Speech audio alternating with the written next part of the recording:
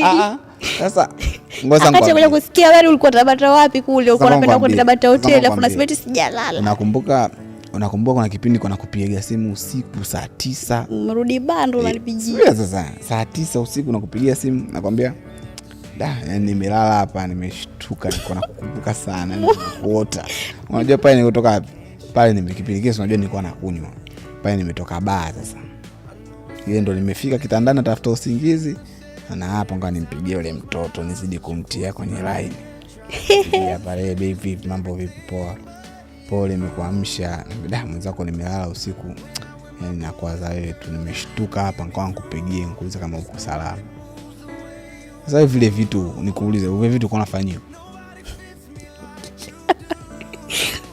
Wewe nikisema nilikuwa nafanyia vile vitu high level. Uweze kumweza mchezo wewe. Mtu akaleo akirudi na usingizi analala. Au kashaokota huko. Na kweli alikuwa ni maigizo. Maana yake baada ya hapo si nimeona kama kweli alikuwa ni maigizo. Mimi sikupigia ngoja sikupigia simu. Wewe upigi. Zile baby zikaisha. Na nini? Hamna, sasa sinakupo tu kuna vitu. Unajua kuna mazingira mkishazoeana na nini. Kuna vitu actually lazima vitapungua. Ila watu tu wajifanaga tu